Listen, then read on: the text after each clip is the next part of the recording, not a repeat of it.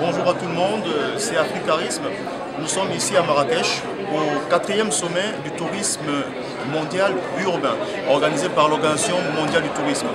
Et donc en marge de ce sommet, nous accueillons Monsieur Palinfo, qui est le directeur de l'Office national du tourisme au Burkina Faso. Et donc Monsieur Palinfo, bonjour. Donc, vous êtes venu à ce sommet organisé par l'OMT. Alors pourquoi le Burkina Faso est ici à Marrakech? Nous sommes là dans le cadre d'un partage d'expériences. Comme vous le savez, au cours de ce sommet, ce qui a été développé, ce sont les expériences qui sont vécues par les différentes cités à travers le monde entier. On a eu près de 40 nationalités ici. Donc, c'est près de 40 expériences qui ont été en tout cas partagées ici avec le Burkina Faso. Et nous, ça nous a permis ça nous a conforté plutôt dans nos choix en matière de tourisme au Burkina Faso. Tenez-vous bien qu'au Burkina Faso, depuis ces dernières années, nous développons ce qu'on appelle le tourisme d'affaires à travers la ville de Ouagadougou, de par notre position géographique qui nous permet en fait d'avoir cette vision. Voilà. Nous avons choisi de développer une économie de services et à travers, comme je l'ai dit, notre position géographique, nous osons espérer que c'est un type de tourisme qui peut prospérer chez nous.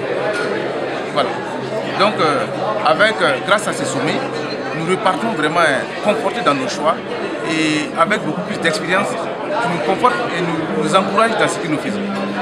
Voilà. Alors, peut-être une dernière question. Nous savons que le Burkina a connu, on va dire, une période assez trouble avec la transition. Aujourd'hui, le Burkina a un nouveau président de la République. Alors, quel est le nouveau visage du tourisme au Burkina Faso? Oui, le tourisme au Burkina Faso, il faut dire que nous sommes sur la relance.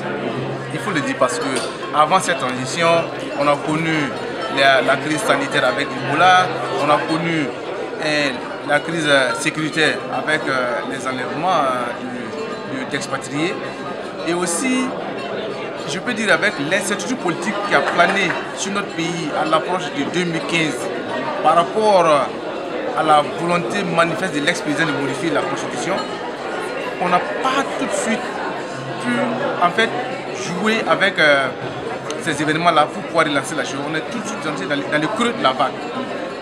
Voilà. Les chiffres ont plongé, mais nous osons espérer qu'avec l'arrivée des nouvelles autorités, avec la stabilité qui s'annonce, on va relancer en fait la machine touristique du Burkina Faso pour un meilleur avenir du secteur dans notre pays.